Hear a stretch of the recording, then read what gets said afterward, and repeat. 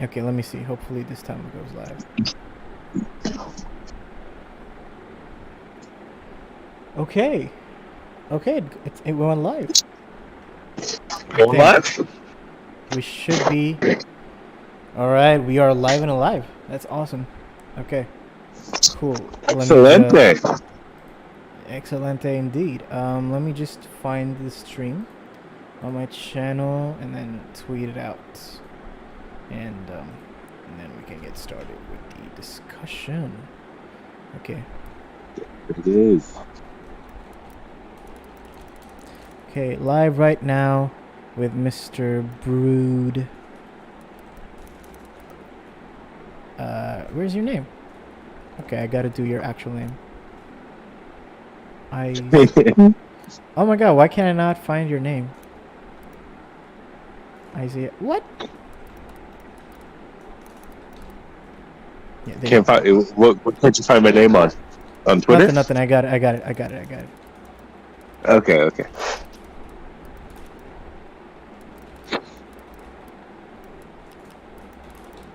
Alright.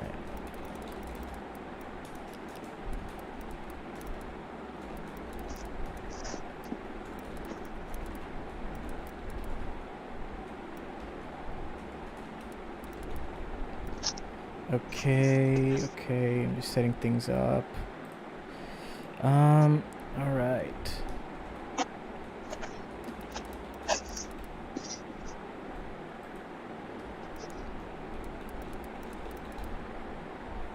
Okay. And tweeting. Alright, I'm done with the tweeting. You could. Alright, make sure you retweet that. Yep. Yeah, gotta let the bird app know. Gotta let them know. Gotta let them know. Yeah. Subscribers are probably asleep, so the channel has been inactive for a long time, so makes sense. All right. Hi, Zaldonix. What's up? Says Sal. I don't know. I don't know what that's supposed to mean, but Sal to you too, sir. Or ma'am. Or whatever. Sal. I don't know. Okay. I don't know what that's supposed to mean, but okay, cool. I think we can begin. All right, I will have to cut all this out. How long has it been since I started streaming again? Okay. Okay, we can like cut the entire first minute off. That's fine. That's fine. Sure. Yeah. Okay. How are you today, Brood? By the way, it's been a long time. Like you. Oh my god. Speaking about, talking about. Yeah, I am fantastic. I just spent a week in Vegas with my wife and her family. That was wonderful.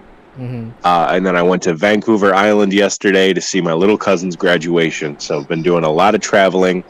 Been doing really well. You know, happy to be alive, happy to be here, and I'm happy to be streaming with you again because it's been way too long. Absolutely, let's go. Awesome. Like, great to hear you were with your, family, and all that other stuff. How Vancouver? How like where? Okay, you know what? No, let me not dox you live on stream. I was gonna be like, oh, where do you live? You know. So anyway, no. I mean, I'm glad you had your, family moment and everything. So that's good. Most importantly, I mean, I understand, family stuff. That's cool, family's nice, but Black Clover is a little bit better, I would say. I know, I agree. You know, the day I left California to come back home, the movie came out. I was like, sorry, babe, I love you and all, but Black Clover comes first before our marriage. I gotta get back home. I gotta see Peak on my big ass TV. Sorry. That's absolutely right. I mean, I'm sure your wife is nice. I'm sure your little cousin or like niece or nephew, whomever it was, is, they're pretty great. Of course, like amazing, great people. But I'm sorry, man. When Asta says never giving up is my magic, I don't know. It just does something to me. You know what I'm saying? You're so right, bestie. Yeah. All right. So Zeltonic says salute is hello in Romania. That's cool. Hello. Salute. Salute. But anyway, if you guys couldn't tell already with the title and the thumbnail and the banter, we're gonna be talking about the fantastic, the amazing, the peak fiction, the fantabulous, the unbelievably amazing movie that we just got, Black Clover Sword of the Wizard King. Brood, how much did you enjoy this fantastic movie? I'm gonna be honest. I kept my expectations in check for this movie. Oh yeah. It had been so long since it had been announced, and we Mm, got like two drawings of Asta and Yuno. That's all we had for the longest time. yeah. Uh, and even when we got cool information like previous Wizard Kings and stuff, I was like, okay, this movie, I'm sure it'll be fun. I'm sure it'll be a fun hour and a half with some good animation, but I'm not expecting anything too crazy. I even with Tabata supervising, I expected it to feel like a filler movie, Mm-hmm. like Mm-hmm. every shonen anime gets. Right. But I was really impressed. I Right. really, really enjoyed it a lot more than I expected to. In every way, in terms of the animation, the story, the characters. Right. I did not expect it to be nearly this good, and the fact that I was left wanting more at the Mm-hmm. end like speaks volumes to how much I enjoyed it. Yeah, it's pretty crazy. Like I personally was not super happy with everything that we had gotten either. Like especially at Jump Festa last year, man. My disappointment was immeasurable and my day was ruined when we got such a short ass trailer, and I wasn't a fan of the pop song either. And honestly, like while it looked better than the anime, usually had, it just did not seem super polished or anything to me back in December. So again, I was just like very pissed. Like, dude, we waited 2 fucking years. There's no way. Like, is this number one? Is that all we're getting? Number two, it doesn't even look good enough. So I was definitely super dissatisfied. But then, as time went on, and then we got the other trailer. I was like, okay, this is a big improvement, but I'm still unhappy because they're not showing us anything. And then they started doing character specific shit. I was like, okay, this is getting really good. And then they dropped the first 4 minutes of the movie, yo. Okay, I was like, okay, they're cooking. They cooked. Okay, I get it. I get the delay. Like this was some good fucking shit. Like the animation was absolutely phenomenal. The visuals were just so good. There were so many things that were just like polished to perfection that I was so very happy with the final product. And yeah, like that day, like the day before and the day of the release, I was counting down the minutes and the seconds. I was like tweeting on Twitter, doing the hashtags and be like, oh my god, guys, this is gonna be crazy. I was just like hyping it up like insane, and rightfully so, because oh my god, that movie, yeah, it was great. And I'll get to like how I felt about watching it and everything. But yeah, that lead up to the movie's release, man, I was just like, I watched it on my big ass TV with like the coolest environment. Had the curtains closed and everything, like had the air conditioning on full blast, had the home theater set up, like the audio on point, and yeah, big ass TV. So that was a phenomenal lead up for me personally, like the whole wave of emotions that I went through. And all that information we started getting about these characters, about Edward and Conrad and like all of them, like before the movie even came out. I was like, damn, this is gonna be a special one. And yeah, and then finally I actually saw the movie. And Brood, I gotta tell you, man, I cried. I sobbed like a little bitch. I gotta say, I Oh, genuinely cried. Like it was multiple times. And what's crazy is the first time I like just audibly sobbed was when Mario Leona went Hellfire Incarnate first time. I was like, this is insane. Like I don't know why that got me, but for some reason that got me Hellfire Incarnate. Like it I was don't. such a. Yeah, go I know ahead. I feel you. Why that got me, but for I some feel like reason it's that got because me. Mario Leona is always such a strong, confident, capable character. Like even when she's, I mean, in the manga, she'd lost an arm and she kind of just like shrugged it off. So to see her Yeah, like to get in her head for a moment and yeah, like see her such a calm, serene expression and see that she cares for these guys. Not that I didn't exactly. think she cared at all, Yeah, but like yeah, yeah, what they think of her means to yeah, them yeah. was such a She beautiful. she is the big sister for literally all those guys. Like everybody that showed up Mhm. in that moment of her for her. Like everybody was like, her little sibling basically to her. So Hmm. like they were the people that she needed to be the person that they had to look up to, and she couldn't, like she couldn't not live up to that level of expectations that she sets for herself to be an inspiration to those guys. So yeah, man, I don't know, like I got really emotional like when she went full Hellfire Incarnate. Could not stop sobbing. Like I was punching the air first, by the way. Like I was like going crazy. I was like, yeah, like screaming, punching the air and everything, getting so hyped. And then when it finally actually happened, I didn't realize they were gonna like make her go full Hellfire Incarnate. So that it actually happened. They didn't say it out loud, but then she did it, and then I was like, wow, this is peak. This is peak fucking fiction. This is The why we real were shonen. the real shonen. Yeah, this is why we have eyes and ears. This is why as humans we have the ability to comprehend media. This is why we have the ability to create media. Black Clover movie was just that fucking great. At least that fucking moment that really made it. That was really special. But yeah, like yeah, again, like it was a great movie. So like, what was your like overall, post movie experience like right after the movie? Like, what was it like for you before we get into like the actual things that happen? Like my reaction, like after I finished watching it. Yeah, yeah. Okay, this is great because I only watched it like 8 hours ago, so it's still very fresh in my Oh, mind. good. Yeah, I yeah. remember sitting in my chair with my hands over my face while hearing the treasure song play, Right, and I was just right. like, God damn, that was a movie. That was Yeah, a movie, That was yeah, real shonen. Oh yeah. my God. Like I've enjoyed Lucius in the manga, but he's got a big spot to fill after Conrad, man. Like Genuinely, yeah. I really didn't expect to like Conrad as much as I did. Like from all the True. marketing, I was Yeah. like, okay, Princia's the hot one, Mm-hmm. and Jester is gonna be the guy that I'm all in for because Jester's Yeah. actor and his design like Mm-hmm, went mm-hmm. Frame 1. For sure. Yeah. But I Agreed. did not expect to like Conrad because he's not that he's got a bad design, but he's got a, what do I say, like A typical design. a typical design. Yeah, very much so. He's very sullen, sturdy. Like Mm-hmm. yeah, like he looks like he could be a military commander. Like yeah. So Yeah.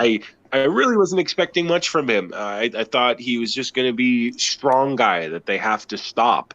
So I Mm-hmm. was so shocked when we got one of the most compelling antagonists in all of Black Clover in Yeah. a 113-minute movie. Yeah. Yeah. Absolutely. I agree. Yeah. Like it's like one of the first thoughts I had in my head after I finished it.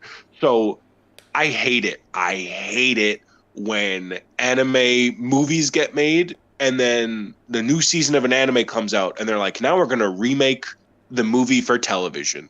Whether it be Okay. when Dragon Ball Super did it, when Boruto did it, when Demon Demon Slayer Slayer. did it, Mm-hmm. never been a fan of it. But my Mm-hmm. first thought when this movie was over, I was like, Yes. I need this to be Needs to be a longer. full arc. Exactly. Yeah.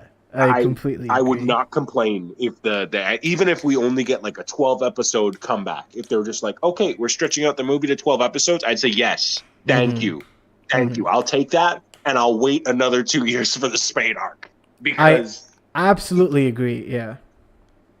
it's not good. And uh, like not that I feel like the movie didn't use its time well because it's Mm-hmm. almost 2 hours long and Yeah.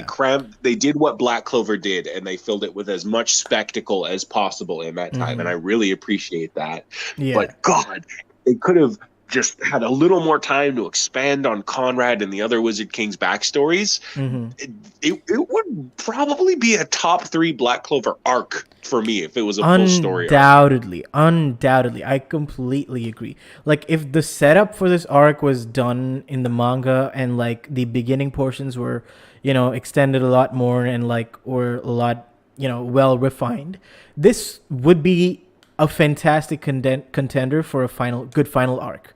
of the entire Yeah. series, given the themes and like the motivations that we're working with for the villains.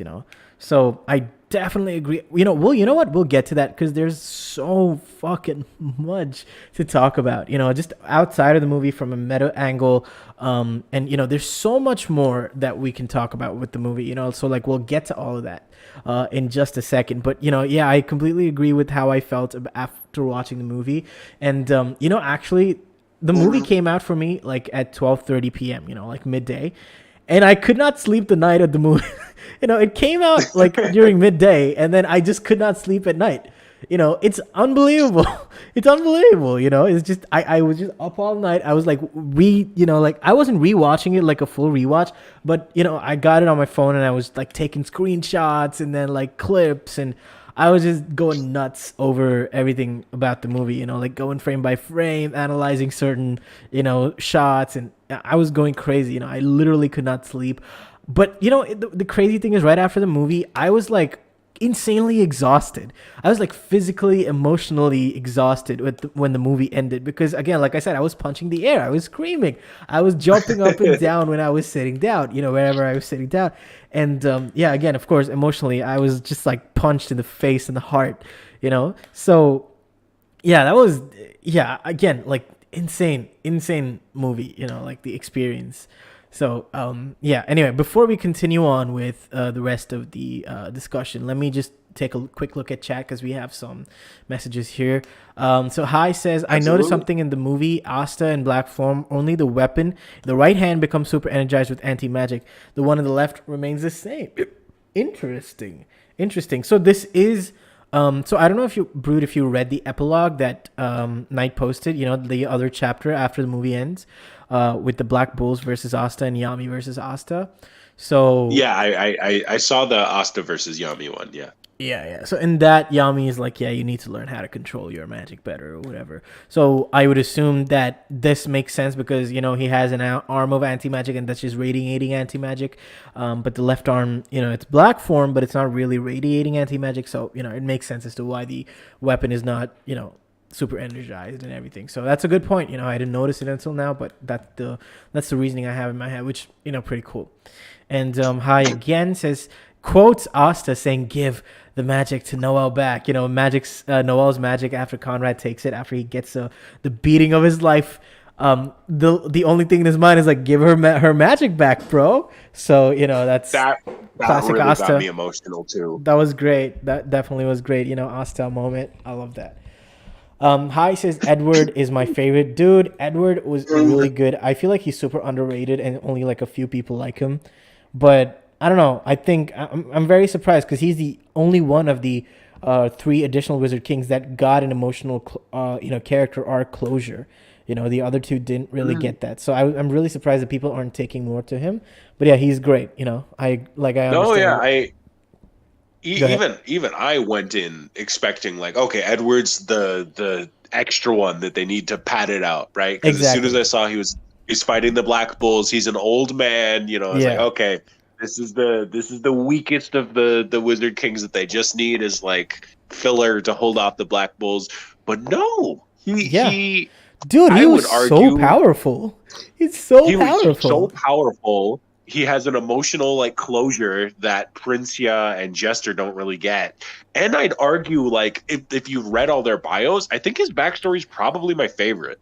I completely agree. Like it's so I would say it's the most emotionally interesting and most thematically complex one out of all of them. And I'll get to, dude, we have to talk about all of them individually and like just we have to go through everything. I hope you're ready for a long ass stream, Brood, because I mean there's a lot. Yeah. Oh, by the way, like how long can you stay? By the way, just so that I know that I at least 2 hours. At least 2 hours. Okay, that's not maybe bad a at little all. More. Yeah, that's not bad at all. Yeah. We can definitely cover a lot in that. So yeah, like we definitely have to go in depth with each of those Wizard Kings and their backstories and talk about all of that. So yeah, definitely we'll get to that. And I completely agree. He's amazing, like surprising but amazing. Yeah. But anyway, so Hi says, honestly, I would like this extend more 1 to 2 episodes for all the backstories of all the Wizard Kings. You know what? We'll get to that as well. I have a lot of thoughts on that. I have a lot to say. when it comes to like adapting this into like an arc in the anime. So yeah, for sure. Hi, I'll take Zaldonix, whatever. I'll take your message into consideration when I'm talking about that for sure. The final message. What's up, bro? Like it's been a long time since I've seen these familiar names in the chat. It's been a while. He Yeah, says it's 4 hour stream. You know what? I might just fucking do that. You don't know. You know me. Like we did a 4 hour thing for Zenon's backstory chapter, right? So like for Well, sure, like that was real good.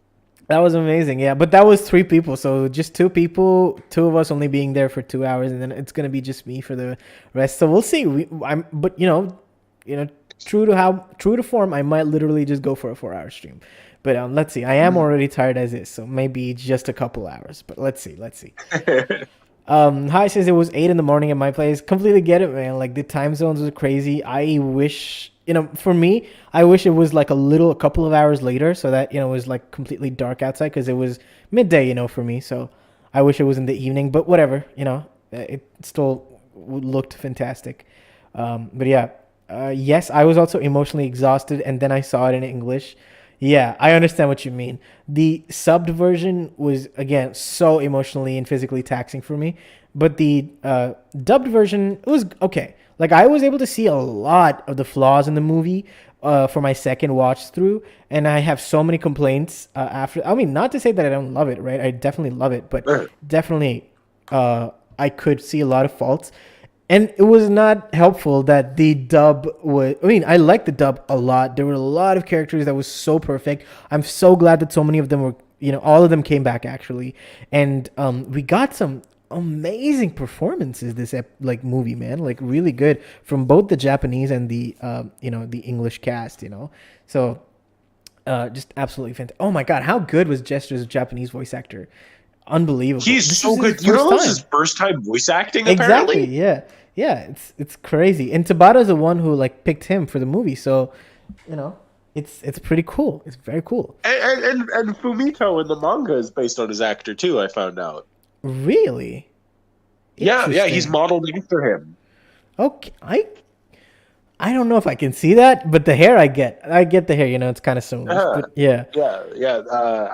I saw someone translate. I can't remember if it was Knight or Piku, but they were saying that Tabata actually wanted him to have a bigger role in the manga because of that, but he just couldn't find a way to make it play out right. Okay. I don't think I've read that. I should probably go and check that out. But yeah. All right, so final message says amazing movie. While watching the last fight, I could feel my pupils expanding. My eyes were too small to absorb the peak fight. Yeah, I can understand that final spectacle of a fight was yeah. I have no words. That's how amazing it was. Really cool. And Nova Gown, what's up? Welcome. Says, bro, I wish we got more of Edward. Exactly. We were just talking about that. I want to see what fully happened. Maybe if we ask enough, we could get some side stories. Dude, I swear to God. Okay, so I said this. I told this, and I narrated this in the Broku live stream yesterday as well.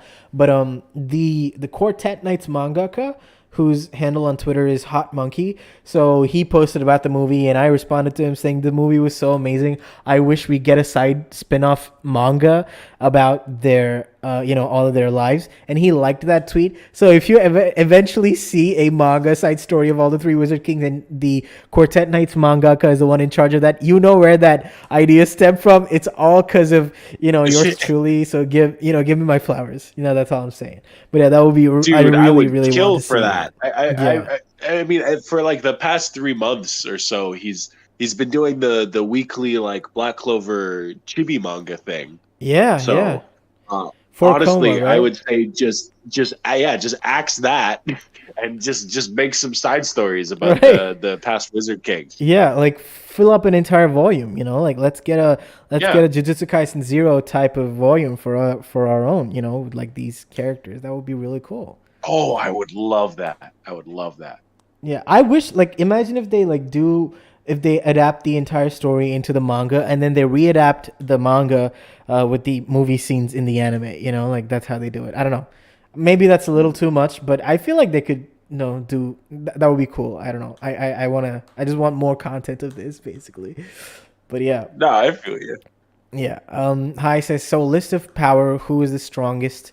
You know what? Power scaling, you should definitely go to Broku, but it seems like Jester is the best at defense. But you know what? We haven't seen all of them fight like full on, at their full power. But we also know that they were amped like crazy. So I really don't want to power scale them. But Brood, if you want Yeah, to, but I will say though, Jester, they didn't even beat him.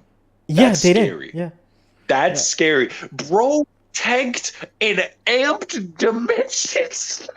It is I, unreal, I unreal, just just unbelievable. Like it's crazy. That barrier magic, he man. was Like what the hell? he didn't even have like his super armor on yet. He put that Yeah, on after taking the yeah, dimension slash yeah. and Kuno's rip off full thrust thing, dude. Right, That right. was Yeah. crazy. Man, I don't know. I don't know what they were thinking with him because, I mean, I have a lot of thoughts about it. Like, but that fight was 100% cut, and cut. Left on the cutting room floor. Scenes from that fight, and that Uh-huh. fight is the most interesting one of them all. Especially considering, like you said, they just didn't defeat him. Bro just had to disappear. They couldn't do shit with him. So it's insane. It's absolutely crazy what he did. But Mhm. yeah. And yeah, so God, I find it funny how Seke's in the movie and how he's in the manga now. I think they made him extra pathetic in the movie because they knew that this was happening, or like they saw that Spade arc, chapter, and they were expecting a moment for Seke where he grows. So I think they made him extra pathetic in this so that the contrast is a lot more highlighted. That's how I feel anyway. The But fact that it was the same week release is totally a coincidence, but definitely, God, definitely, that definitely, was impeccable. yeah, Like going from where he is in the manga now and seeing just how far he's come, like yeah, trust in Tabata, man. Trust in exactly, Tabata. Like yeah, that really takes us back to the Spade arc when I definitely. remember when we first read that chapter and you're like, I don't know if I like this, I don't know if I care for this, even if it was Yeah, well done. yeah, Yeah. Shut up. I was right. yeah. That was a You were 10 out right. of 10 It chapter. was great. It was great, and like to see that full circle right now, it was really cool. I really liked that.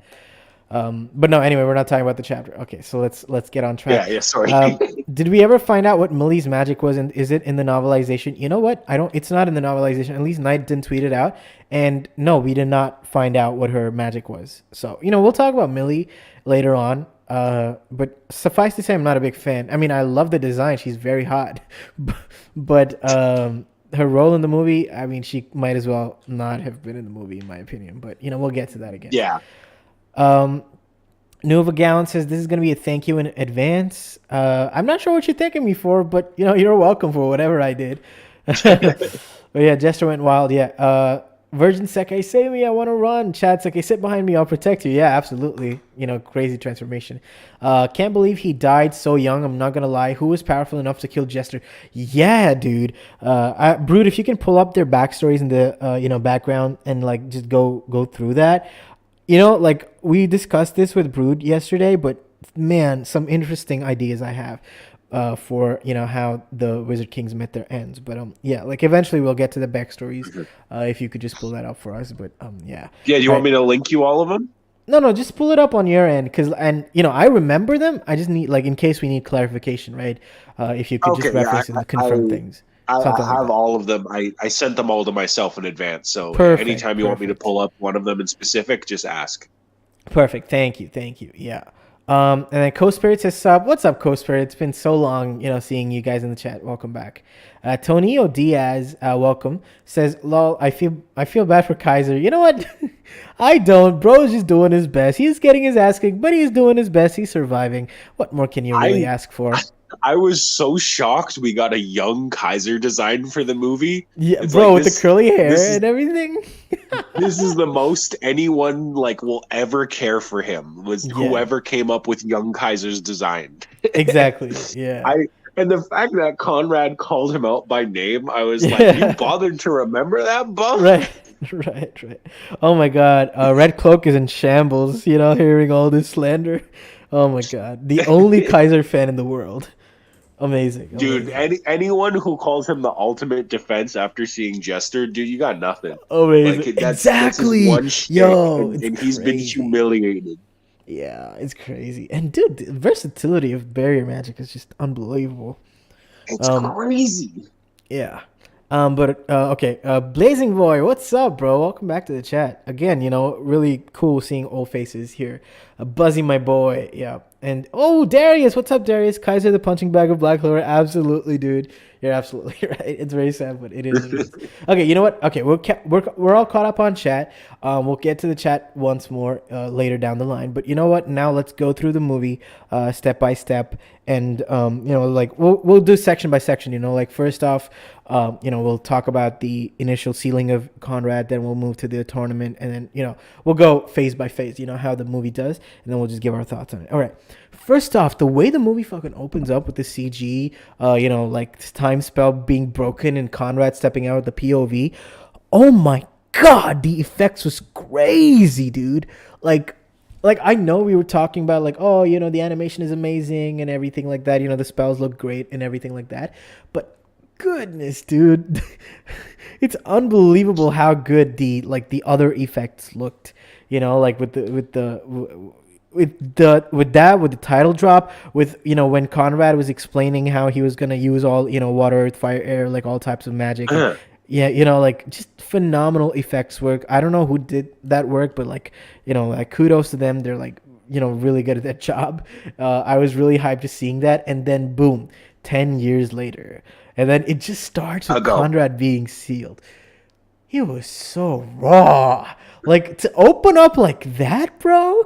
Jeez, man. Okay, what did you think about the entire, opening sequence? The 4-minute intro sequence that we got earlier. Oh my god! The second that I saw that CG of the chronostasis or whatever, that was literally my first thought. I'm watching a movie. Exactly. It was so cinematic. Like Yeah. a 30-second setup of this beautiful looking effect, and then the POV shot. Like the second I realized what it was, that it was the spell coming undone, I was like, oh my god, Peak. this is cinema. Immediate peak. This is cinematic. Like this is incredible. And then it cuts down to the stadium, and then bam, 10 years ago, and then oh my god, and seeing everyone's younger designs and like. Oh my gosh. It was so cool. Key Magic immediately looked super, super interesting. And like the way he was pulling out all the stops and literally all the greatest Magic Knights of their era had to team up just to hold this guy back. Yeah, man. It's crazy. Okay, I do have thoughts on the Magic Knights that were there and everything, but like just to touch on the key magic shit, like when initially we had all them binding him, and then he just unlocks, and then the way the camera moves with each of the individual spells getting undone. Oh god, so good. And then the action thereafter, dude, unbelievable. The Julius action, the Yami action, just oh my god. And then Maria Leona getting punched away, and then us hearing like a missile sound, like that was hilarious. But yeah, like what do you think about the overall action and like the characters that were present there, and like how Conrad was dealing with Julius. So like what were your general thoughts about that entire battle sequence? I had one complaint, and I feel like maybe it's a little petty because I don't know exactly how the timeline adds up. I really wish Morgan was there. I was about to say the same thing, dude. Oh my god! Because it would have been perfect. Because Nox shows up later in the movie too, and I feel like it wouldn't spoil the surprise. Exactly. It wouldn't necessarily. Yeah. So, in fact, it could have led more people to believe the initial, lie that we thought that Nox was Morgan, like Jack believed. Exactly. Oh, his magic just changed somehow. So I feel like it's such a huge missed opportunity to not have Morgan there. But other than that.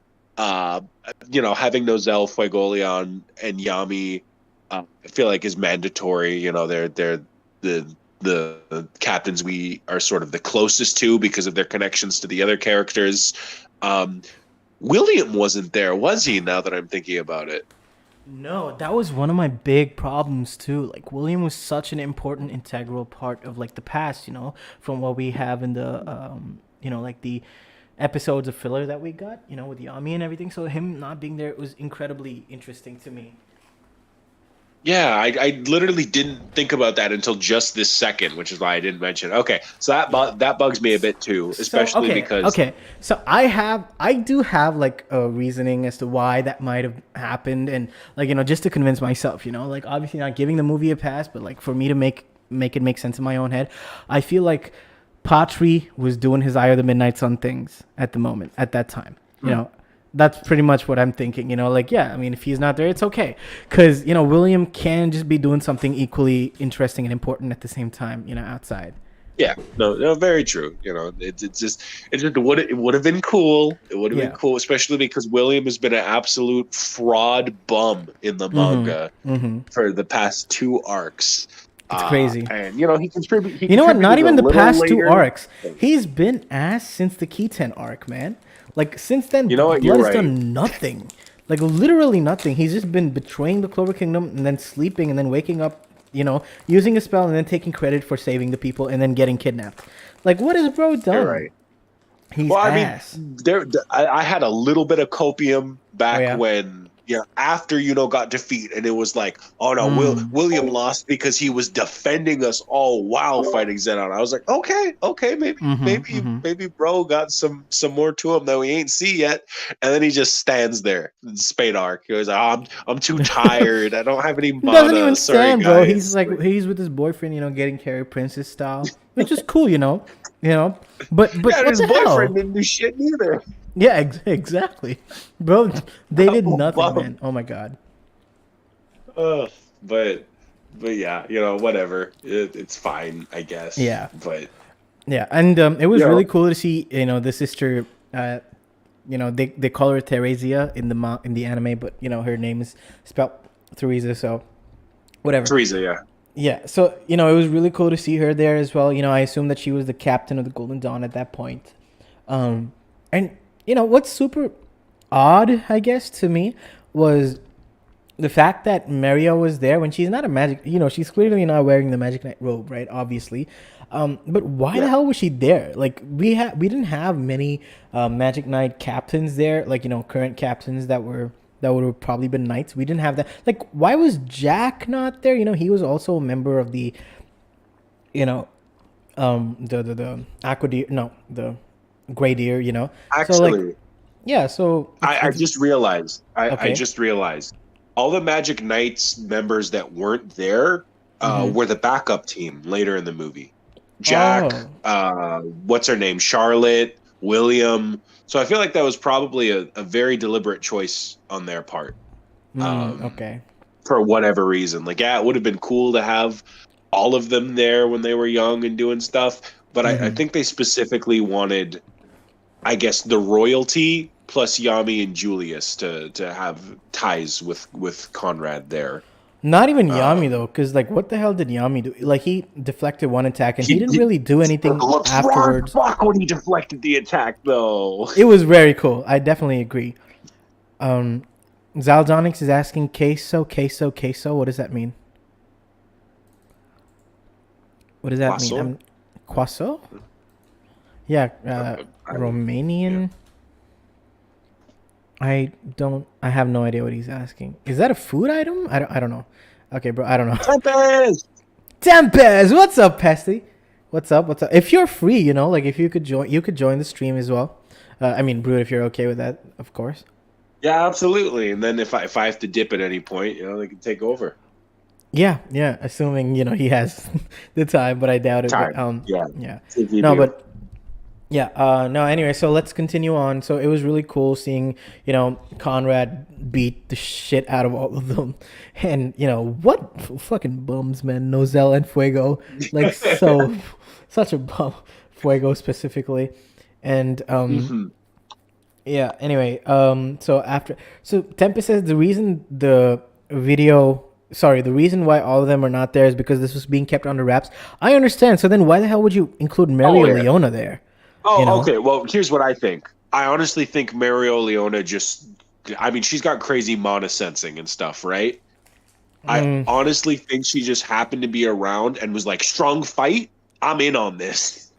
Oh, wait. It could have just been for the Oh, wait, the Triumph. tournament. Triumph. Yeah, That's right, Triumph. Triumph. Yeah, No, she yeah. totally showed up for Triumph. That makes perfect Oh sense. no, but then she didn't show up for the Triumph in the present day, you know, so that doesn't make sense.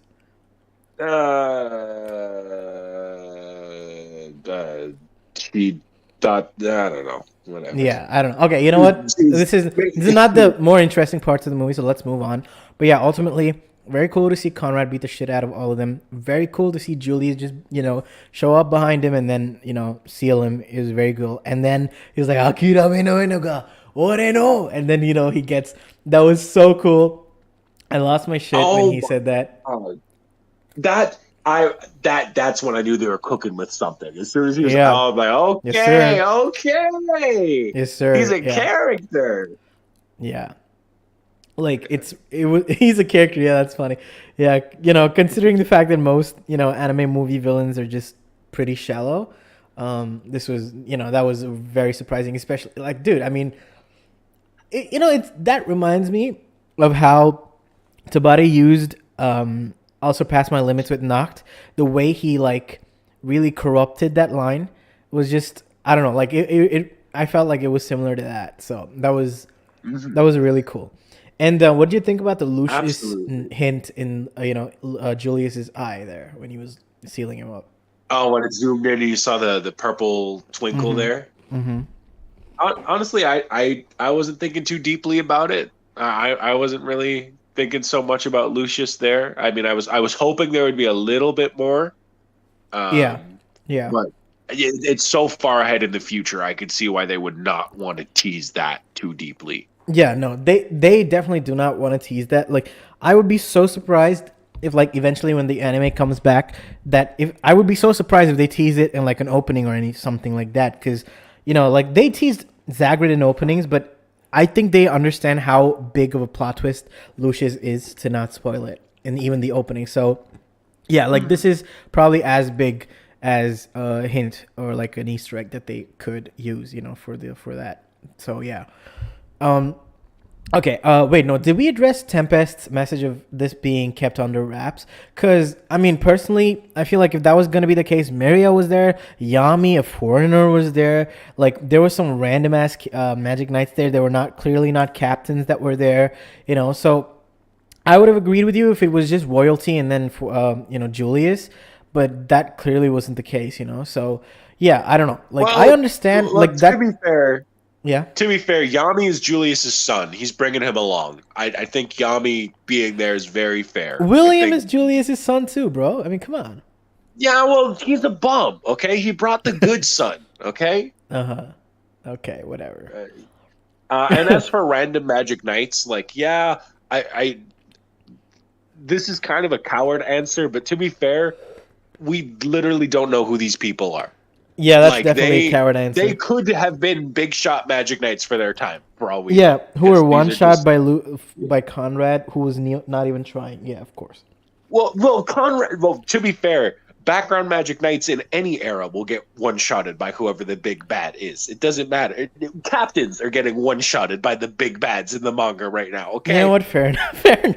They're probably bums. But no, okay, you know what? Anyway, let's move on. Before we move on, let's, address the chat a little bit and then move on to the next section. All right. So Darius says, yeah, okay, we read that. Do you think Lucius will revive the Wizard Kings? I don't think so. I don't think Tabata will go there. He might not. It could be like, yeah, we're like retaining these characters specifically for the movie. We don't want to, like we might get to see Asta use like a skill from Conrad or like a move, and then Tabata like flashes back to a Conrad scene, or like maybe just draws Conrad like the way he did, in chapter 170 or like before chapter 170, when he was fighting Liba with, all those sword fighters that he learned from. We could get a moment similar to that. So, but I don't think he'll revive them, but I would like to see something like that happen. I did like these characters. Here's my thing. So here's my thing about Lucius reviving people. So we don't like. So what I think about Lucius like creating new life, I honestly think that like in order for him to revive someone, that he needs access to their corpse, because Aesir and what's her name? Morgan were both buried. Obviously, they were both buried. And I feel like if he creates new life, like if he just makes a new body and does a thing, it's an angel. You know, I don't know if his soul magic is able to like reach into heaven basically and be like, okay, I'm picking this wizard king and I'm shoving him into this meat bag that I just made. Because how it looked that Conrad brought back the wizard kings, at least from what I understand it looked like he used the sword, which contains, because we know it has a bit of each of the wizard king's souls in it. Yeah. And he shoved it into what looked like a random corpse, and it became Jester after he did that. Yeah. So you think that that's not the case with how Lucius brings them back? Okay, fair enough. Yeah, I mean, I could be wrong. It's just that we don't have any evidence suggesting that Lucius can just be like, oh yes, I have a registry of every soul that has ever existed, and I can just pull him down and pop him in. I feel like he needs some sort of conduit to access the soul. At least that's how I picture it, because otherwise that's crazy busted. Yeah. So I personally don't see them being brought back, but I could see some of the silhouettes of other wizard kings that were teased in the movie. Interesting. Yes. Yeah. That would be interesting. I think that would be way more interesting than reusing these guys too, because these guys got their farewell. They got to find peace. I think rather than like fighting Conrad or Princia 2.0, even if it would be cool and hype, I think it'd be way cooler to be like, and here's the second wizard king. Here's the ninth wizard king. You know, guys that we never would have otherwise seen. I would have liked that a lot more. Yeah. Okay, that's interesting. I don't know how I feel about that, but it is interesting for sure. All right. Do you think Conrad was unconscious the whole time? If so, how the hell did he not go completely insane? I think this is just a question that you shouldn't be thinking too hard about, because 10 years was probably just blended together for him, and then he just forgot about it or something like that. I really don't. Also, let's not act like the dude isn't a little bit insane. He literally has no light in his eyes until the end of the movie. Dude is pretty cracked. Yeah. All right, so that was a waste of Morgan not being there. Yeah, agreed. Longus is carrying the Golden Dawn until showed up. You mean before the series started? If that's the case, I think that's because we were talking about Will being a bum. So I think he's saying right. Like, okay, fair enough. Yeah, fair enough. Yeah. William was always carried by somebody for sure. Yeah. Mariana was there for the smoke for sure. She's one hands. Yeah. And then High was just like Quaso. I don't know what that was, but okay. All right. Dark Fox Team Video Quaso. Okay, bro, I really don't know what that means, so I'm sorry. I'm skipping over that. Tempest says he'll join in a bit. That's cruel. Furutsu says Jester was entertaining as fuck to watch. The voice actor did a great job. Definitely my favorite. Absolutely, I completely understand. You know what? You being a fan of Furutsu the Clown, like I completely understand why you think that. I was gonna say, right? Yeah. Like I agree with you, but I feel like there's a bias here. Exactly. Yeah. All right. So I don't like that in English they let him say everything. Yeah, I really thought that they should have cut off before he said the entire line. And also, I'm not a big fan of the dialogue in English. Never giving up is my magic. My magic is never giving up hits harder for me. Like the way that sentence is based. So yeah. There was one line that I actually really liked in English though, and it's the only scene I've seen from the movie in English. Actually, okay. I only watched the final fight in English. Dude, Conrad is amazing in English. It's unreal how good he is. So good. I was so surprised that he went that hard. Yeah, dude, and Steve Blum voiced Edward. Amazing, bro, is so good. And then I don't know who voiced Princia. Always kills it, dude. Yeah, always. But yeah, Princia and Jester, they were really good too. Like, I don't know, like the new voice actors crushed their roles like really well. It was really cool. The one thing I was gonna say was crap. I liked the little line that they added with Asta. In the Japanese version when what's his name? You know? Conrad is like, I have to save everyone. Yeah, Asta yeah. just says, and who do you mean by everyone? But I like that still. That works and it flows. But I like that they added Asta was like, those you deem worthy, like showing that because that is what Conrad's doing. He Yeah. by Wait, by so didn't they talking say that in the about. Japanese too? I don't think so. At least I I don't think they remember seeing did. it I in the remember. subtitle. Okay, okay. But I mean, I did watch the entire movie in the dub. If they So, but did, then anyway. never mind English dub L. I take back the compliment I just gave you. Yeah. But I Right. don't Right. Right. remember Asta saying that in the Japanese. Mhm. But Yeah. I really, either way, I really like that line. I really like that distinction because this whole time Conrad's talking about, oppression and how, we need to liberate people from the system when he is creating his own type Discriminated. of Yeah. discrimination. Yeah. Yeah. Yeah. Yeah. That's very cool. But yeah. Anyway, in my opinion, Conrad was a better villain than Ghetto from Jujutsu Kaisen Zero and the demons from Mugen Train. I don't remember the villains from Mugen Train, to be honest with you, but I Because they did were definitely. bums. Right. But I did definitely enjoy Conrad a lot more than Ghetto in Jujutsu Kaisen Zero. I'd never read Jujutsu Kaisen Zero, or if I did, it was so long ago that I had forgotten it when I watched the movie. And Ghetto was like such a superficial, like surface level race, just, monkeys, villain, He was like Frieza, but like not good, That's what he felt Frieza like. with So, no drip. exactly. Um, so anyway, yeah. So like Also, yeah, literally can't even remember any of the villains from the MHA movies. Just saying that. Like I've never seen. I Oh, I've cannot seen the picture first them in my movie. It was mind. so bad. Yeah, the first movie was really bad for My Hero. So yeah, I definitely So agree. Like, forgettable. yeah, Uta was really good though from One Piece Red. So like that One Piece Red is definitely as good as this one. I feel, Well, One Piece has some story good movie wise. villains. I like Zed. I liked Yeah, the Zed guy is really from cool. movie six. What was his name? The Baron or something? I can't remember. He was great. Baron no Matsuri, Um, right? Yeah, yeah. yeah. Yeah, he was really So cool. Like, yeah, definitely One Piece has had some really interesting, movies, So I don't think this beats out all the One Piece movies, but I think it's like this stands toe to toe with the best of the best of One Piece movies. So there you go. yeah. Um, yeah. All right. So if Lucius revived the other Wizard Kings, like the ones we don't know about. Okay, yeah. So you were talking about the same thing that Brood was talking about. That's cool. My Yeah. theory is that angels were created by Lucius are human souls combined together, so they have multiple elements. Definitely agree, for sure. Like the Philosopher's Stone in Full Metal. Yeah, definitely agree. Furuta says, to be honest, Lucius can create bodies, and since Julius touched the sword and saw the souls of the past Wizard Kings, Lucius might already have taken their souls. I don't know about that. I definitely don't think that Yeah, happened.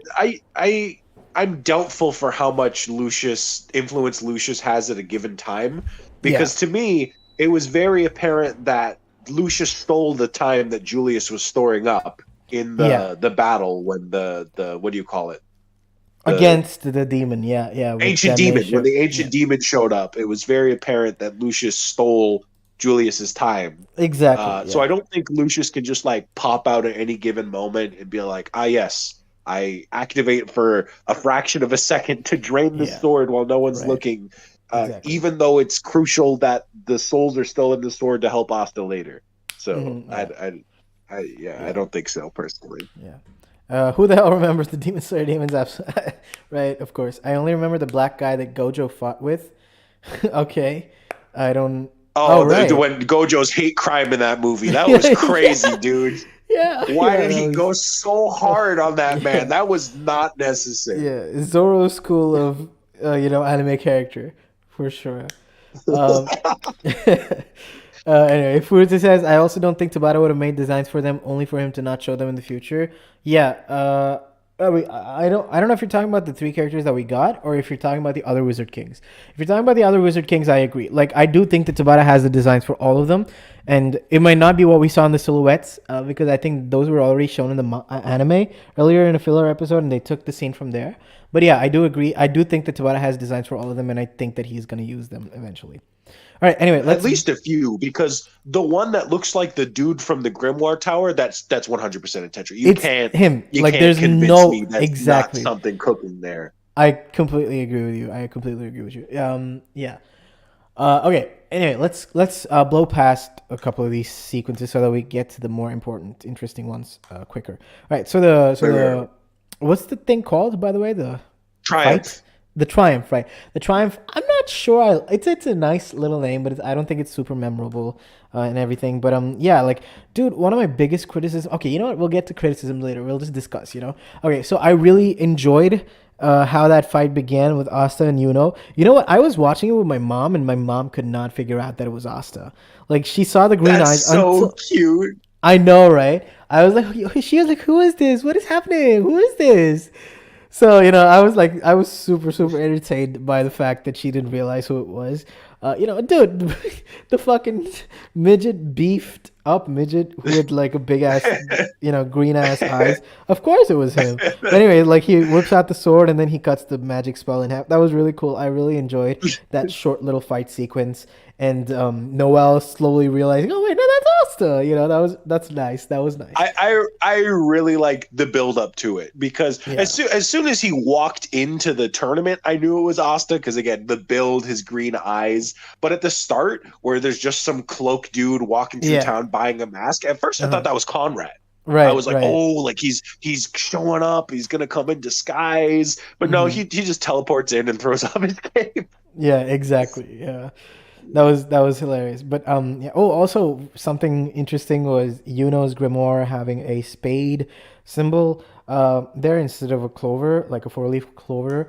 That was an interesting nod from the animators. It was very clearly Yeah, that was continuity 100% breaking Easter a egg. little wink, a little Yeah, cheeky wink, like, "Hey, yeah, we know, like, have some faith, guys. We'll get there if we can." That's what that exactly. felt like to me. Yeah, yeah, yeah. So yeah, that was interesting. That was nice. And then I was not a fan of how quickly the Wizard Kings attacked. Like, it just felt so abrupt. Me too. Yeah, there were two different ways you could have done it, and make it surprising or build up to it, right? But this was abrupt. Like, it was like they were trying to do the second one, but like they didn't do it well. They were trying to surprise us, but it was just way too abrupt. So I did not love how they were introduced, but I enjoyed that fight. Leo coming through. Leo has never looked cleaner, man. Like, Jesus, except for maybe that Rio sequence in like the one episode where him and Luck attacked the Spade Kingdom people. Like, he looked so good there. Oh So yeah. except for that one moment, I don't think this character has ever in his entire existence in the anime looked as good as he did in this movie. And he And like flipped into the arena and everything. He was yeah, like bro had bouncing some around, moves. shooting off fire. Yeah, yeah, It's it was like cool. Leo also had one of the coolest promo pictures, by the way, Yeah. over I that whole know. month they I built up know. to it. Yeah. Yeah. Like whoever worked on this movie really like Leo, like some of Yeah. the staff animators For behind the sure. scene. For sure. For sure. And Dorothy also coming through and then never to be seen for the entire rest of the movie, including Kaiser. What a And bum. in fact, did Leo ever come back? Because I No, he remember he he like literally disappears completely. I don't yeah, think he even shows just like up he to give died. magic. Yeah. Yeah. It's like he went up against Edward and then he just dies.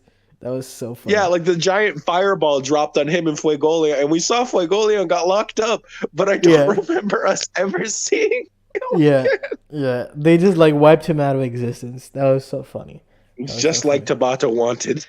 Yeah, exactly. Yeah, yeah.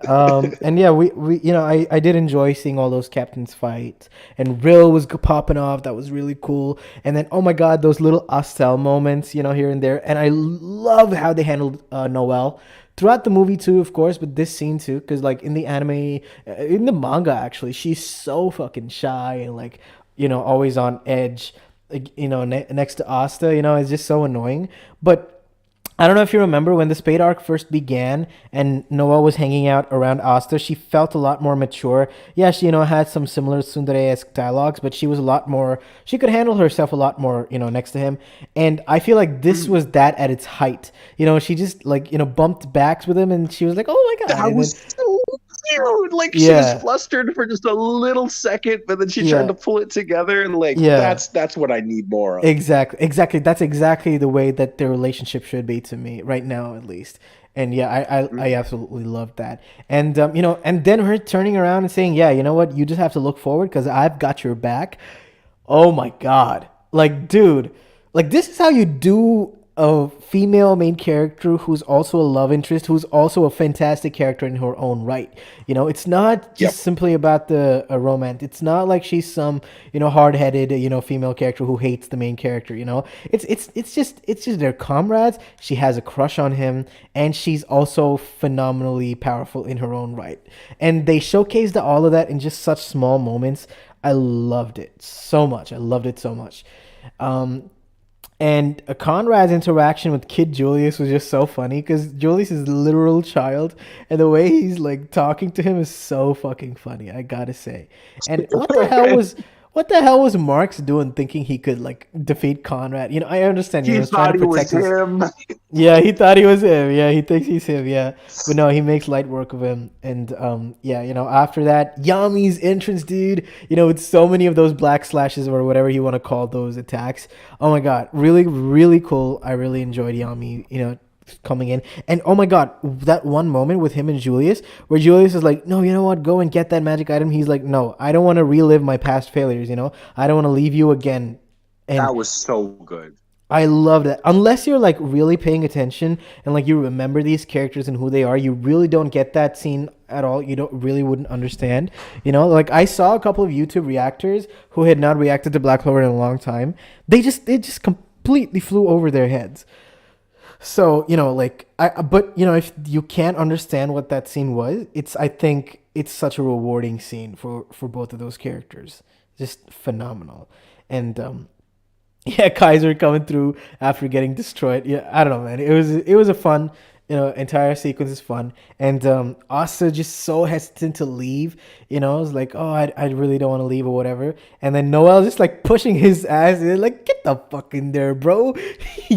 Again, I really like how they're doing how they handled Noel throughout this entire movie. And there was one scene where I was not a big fan of what happened with her character, but again, that was like such a small nitpick, but like overall, such a phenomenal arc she had throughout this entire movie. Yeah, really good. I really enjoy that. And did I leave anything out of that entire battle sequence? I don't think so, right? Was Let me doing his think. thing. He was cool. I really like the effects of wind magic in this movie. Like, it's not green anymore, right? It's like white, but it looks good, unlike the anime. Yeah. Oh, I I really enjoyed remember that. the moment I thought that was when came in with the clutch, and then they switched to like a POV shot of the wind where you like see it from like the Mm, center almost, and I was mm-hmm. like, whoa, like it's Fire. never looked that good before. Exactly. Like it Yeah. is buttery smooth. It was wonderful. Yeah. It was really cool. Okay, so did I miss anything else in that sequence that you want to talk about that you haven't so far? I don't think so. Yeah, Conrad's entrance was super cool. Once again, I did find it really funny that he remembered Kaiser because all he did was Yeah. smack him around in the Yeah. past. Yeah. I mean, I guess he knew him just from being the Wizard King and talking to other knights, but like Conrad wasn't even a captain back then. He was Exactly. literally just some bum You with mean curly hair Kaiser? and a goofy mustache. Okay, Or okay, I okay. mean, So let me talk Kaiser. about that actually. I think Kaiser was the ex-captain of the Purple Orcas when Geldray takes over. I think Kaiser is the captain, and then Geldray takes over. He retires, and then Geldray, gets kicked out. So then he comes out of retirement and is the captain once more. I think that's what happens with the Purple Orcas. Oh, you think so? I think it's possible, but also if that is the case, then that means Zara died in Kaiser's era of Purple Orcas, which means he was not really super great with the discrimination, which makes sense because he's like an old ass noble. So, but Mhm. interesting implications. I don't know what you feel about that.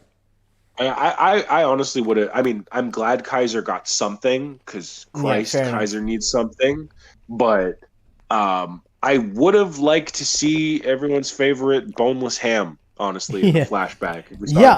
we saw I him really did young. not. Yeah, It- we could have got some transparency magic getting gassed up, or even what's the guy with the chain magic? Because he used to be a Repchi. magic knight, right? Yeah, Repchi. I the movie had a lot of great cameos. Like I love seeing I Fonzel. say yeah. Fauna. Of course, I forget all of their names when I'm talking about how Yeah. much I appreciate seeing them. Yeah. Yeah, seeing Fonzel and the crew, I thought was great. Hmm. Um, but yeah, I would have liked more like kind of deep cuts like that. Like Mm, seeing Revici when he was a Magic Knight, I think mm-hmm. could have been really cool. Yeah. Um, but oh well. Yeah. Okay. One more thing that I wanted to discuss was the fact that okay, you know what? Let's discuss their magic. We'll go in depth into each of them, with their respective main fights. But Conrad's key magic. What do you think about it? Like, I think it's really interesting, in how similar it is to Lasida's, and also Sekre's, and then who else is? And then Bo, right? Bo or Dazu, I don't remember which one. Like from the Devil Banishes arc, um, one of them has very similar magic where she can use the like magic of other people, and then even combine or whatever, which is very similar to Yeah, Conrad. Also, it's a very similar through line in the series where people's magic, when where it is to like use other people's magic, they're treated pretty badly. With Dazu, I think her name was, and Conrad both being discriminated against for that. I think that's cool that they had some like that's a through line that they want to see through. So yeah, so like key I magic, cool, interesting. It can store anything and then it can let go of anything, or he can use it for whatever he wants. He can like steal grimoires like that. That's so cool. And yeah, Raya, yeah. thank you, Zeldonix. Yeah, copy magic. Yeah, so it's all very interesting. The way I think this has been the most effective use of a magic like that. So yeah. So anyway, what do you think about his Definitely. magic? No, Any? yeah. Yeah. I First of all, super cool visual and sound effects. Like Yes. when he was when the The two sound moments effects for the that entire really movie made were me amazing. But yeah, go ahead. Oh yeah, the two moments that really sold me on the sound design specifically were Uh one when he made just like that line of doors in front of Asta to shoot that beam at the one point where it's like Yo, yeah, so and good. they just line up Yeah. one by one. And when Nero locked him in her eternal prison spell, and you just hear the click, click, and like his keys are like trying to unlock his way out. Like that Yeah, was like, dude. oh So fire. man.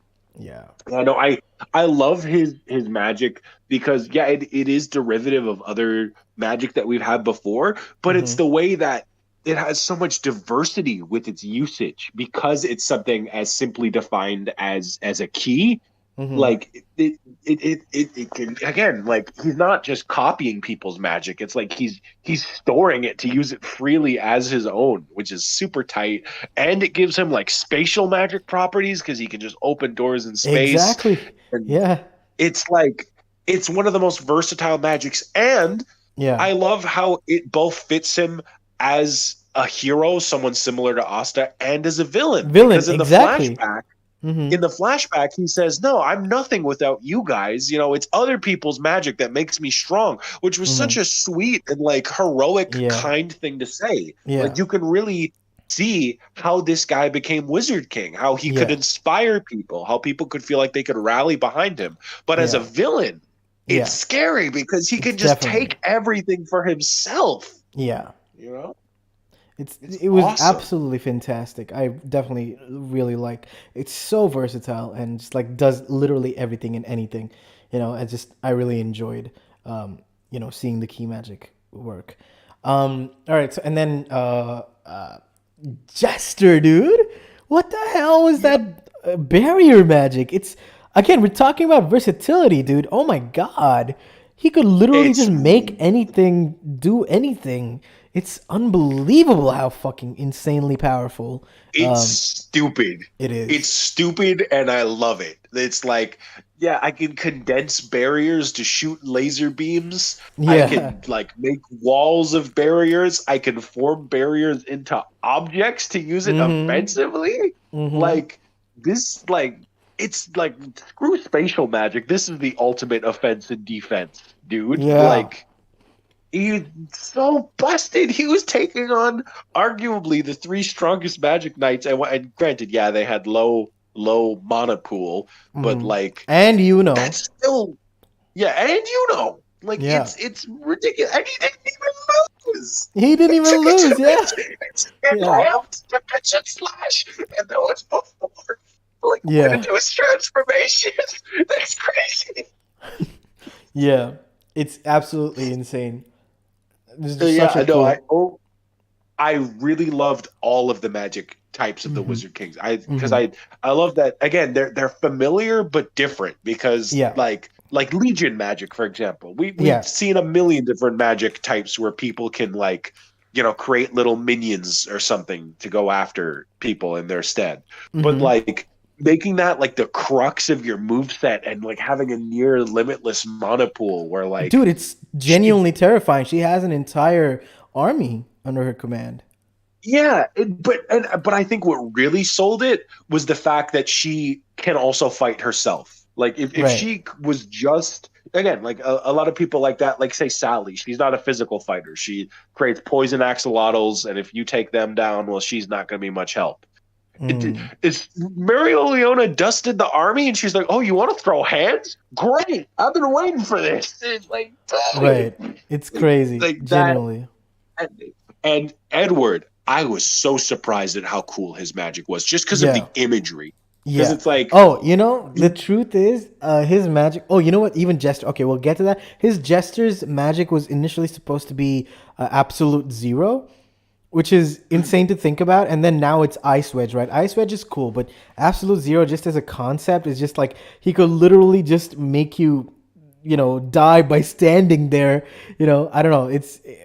Yeah. Anyways, Tabata's like, yeah, this is a little too crazy, bro. And then they made it into Ice Wedge magic, which is I really mean, cool right now. and even then, they still gave him absolute zeros his monozone ability. True, true, So true. Yeah. Does yeah, he use it as monozone? Does he say that words? he says that yeah, within my monozone, Ah, that okay. like everything can be absolute zero, and people with like little magic power can't even move, let Right. alone like breathe. Right. I feel like we should have gotten a moment in like how we got it in Spade Arc with Langris going mono zone. It was like mana zone. The screen goes black Yeah, and then you no, get the kanji. That would have been that's always so the most fire. hype. When someone announces their monozone, like Yeah. my nuts drop. Like it's Yeah. great. Yeah. So Yeah. I wish that he said it before Yeah. just explaining that it was one. Right. Yeah. It would have been really cool. And Jester's magic was supposed to be called Aegis, and then Tabata's like, you know what? No, I have to actually use that for a character in the manga. I don't know what Aegis even means, to be honest with you. It's But Greek for shield. it's Greek for what? Shield. It's Greek for shield. Aegis is Greek for Shield. shield. Oh. Oh. Interesting. Well, who do you think is gonna get Aegis magic then in the manga? Uh, maybe the Diamond General guy. Yeah. Mm, okay. Okay, Brood. Your diamond Look, I'd let me fanatic cope, is okay? showing. Let, All right, all let right. me I'll like. go. Okay, But but like, okay. who Other else? than Who else that, other than just some yeah. random new OC? Like at least that's a guy, and Fair it would be enough. a good counter to Mars. So Fair enough. Fair. Oh, you think he's gonna be like an enemy? yeah, yeah, because there's the one remaining Diamond General that was with Morris that we haven't seen still, Oh, and right, right. Interesting. yeah, That you think he's I, gonna I'm not. like still follow Morris? Okay.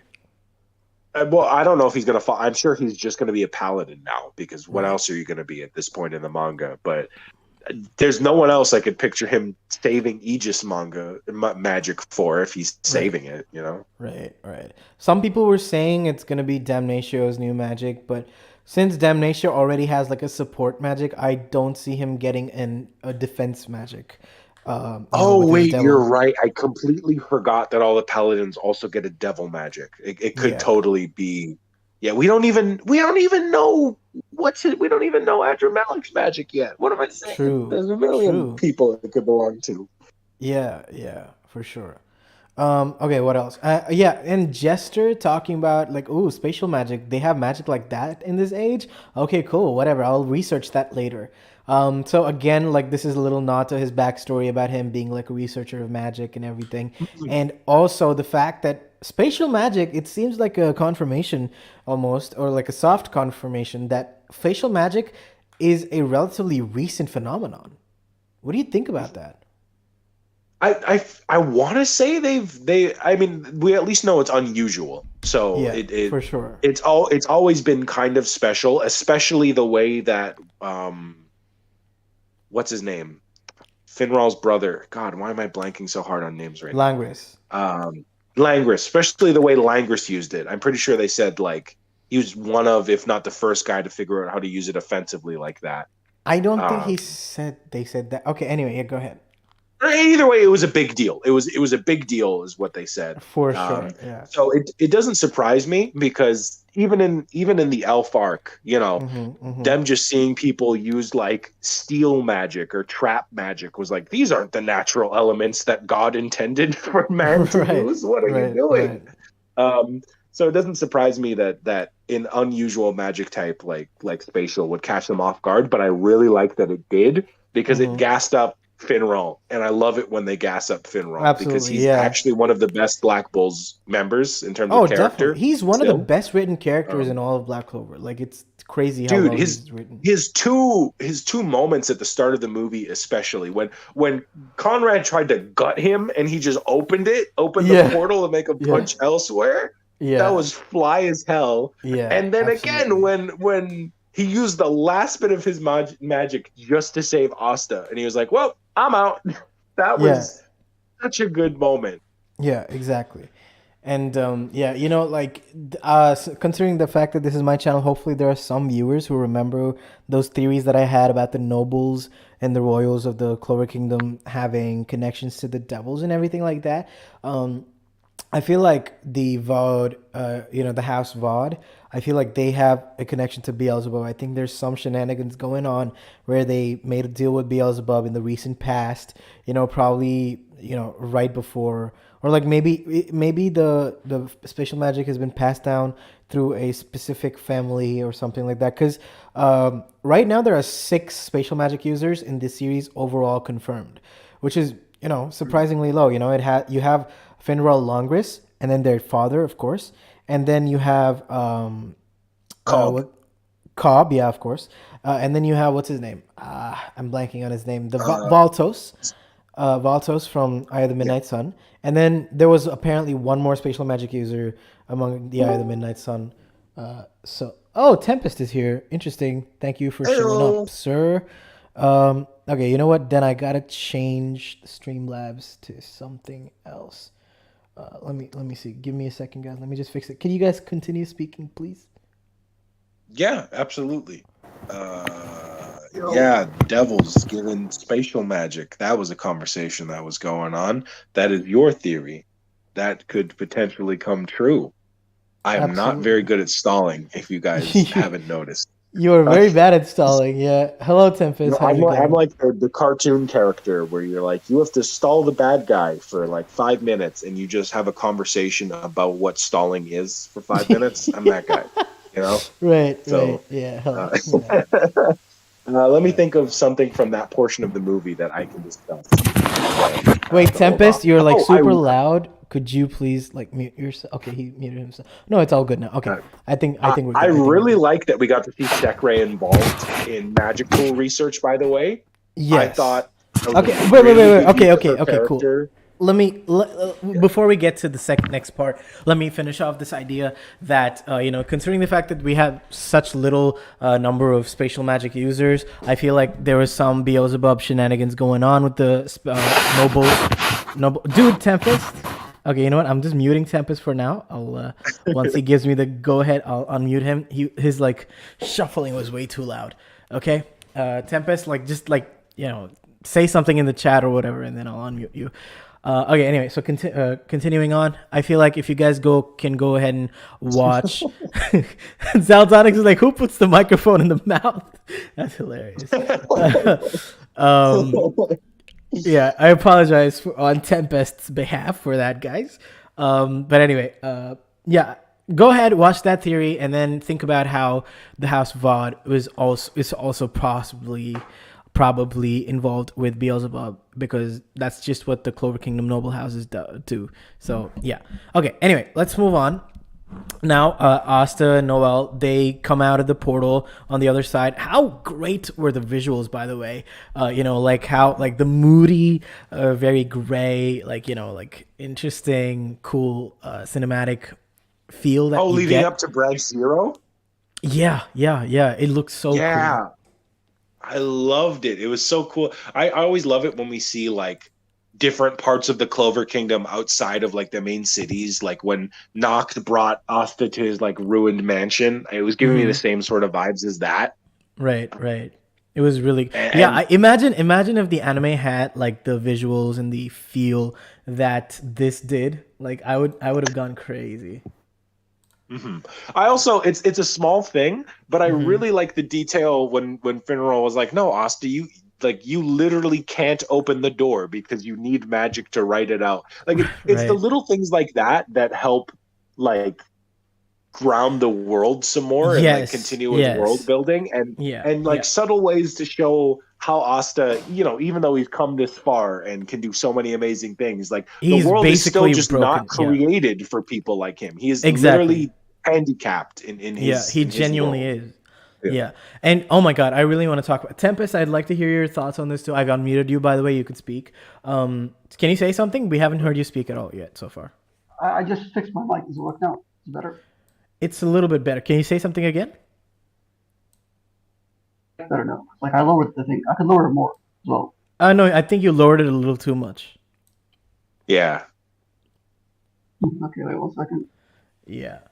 How about I'm just now? a little bit louder, please. Now. Okay, I think that's as good as we're gonna get. That's fine.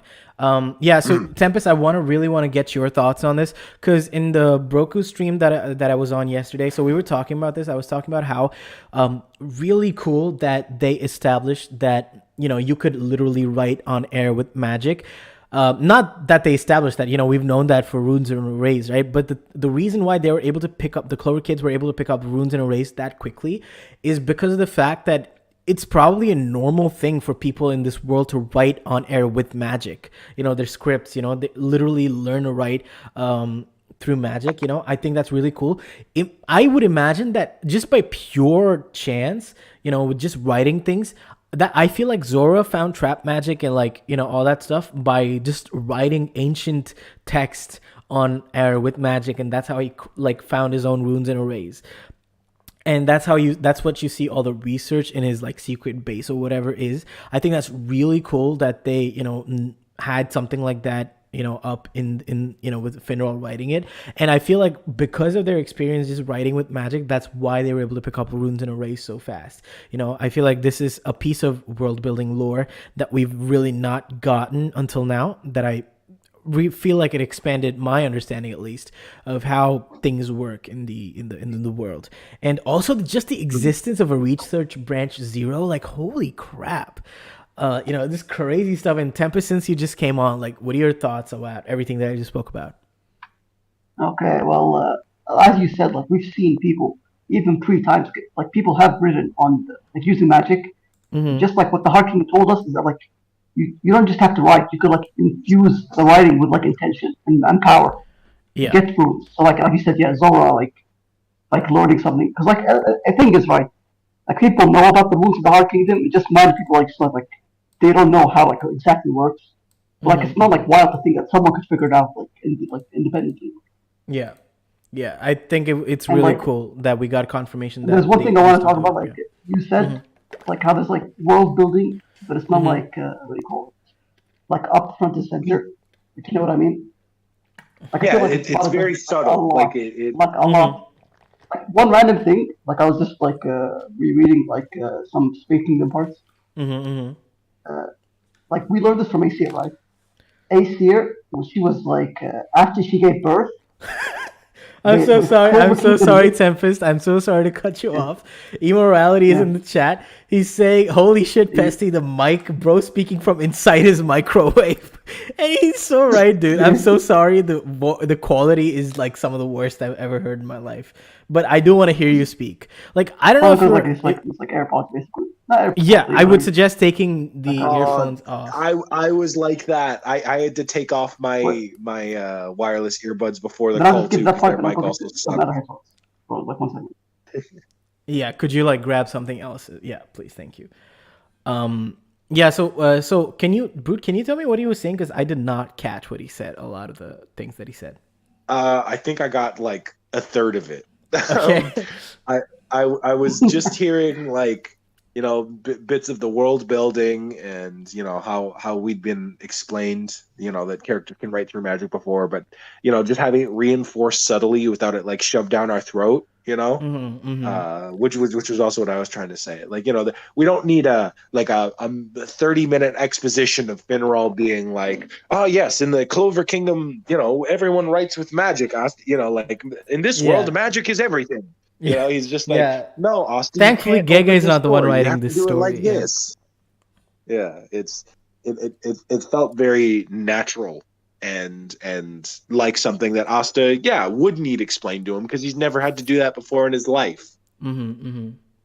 Yeah. So wait, Broku's in the chat. What's up, Broku? Thank you for showing up. Appreciate it, bro. Broku.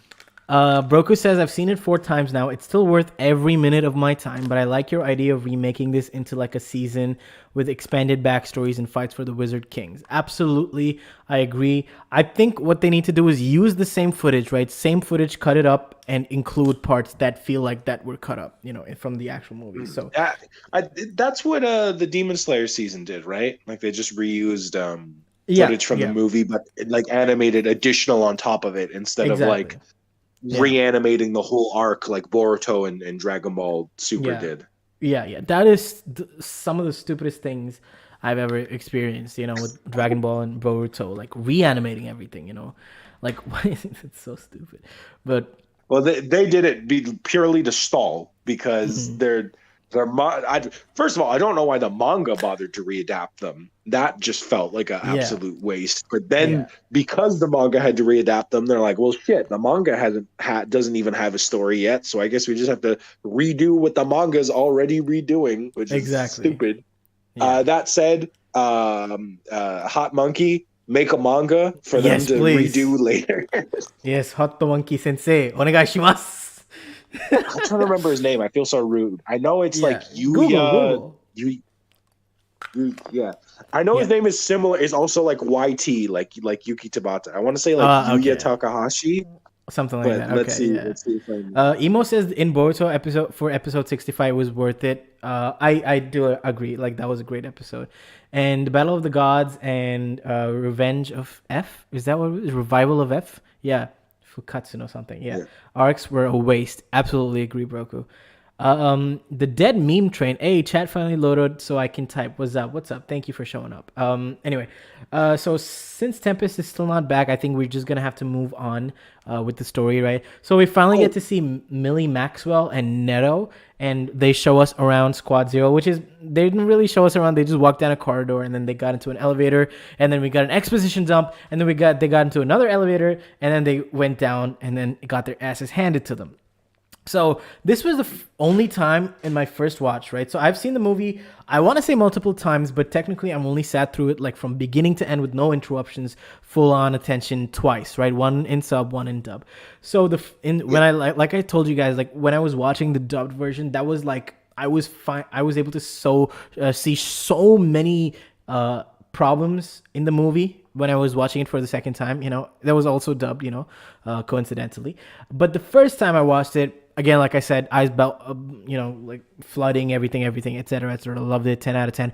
Even though I thought it was amazing in my first watch through, this was one of those moments where I was like, what is going on? This was like a moment that I did not like, and it's the way that the exposition was handled. It's like literally, okay, now we're going to take you, and then it's just going to be dialogue, and I'm going to explain things. I'm just going to give you the information. It did not feel, creatively well done. It felt...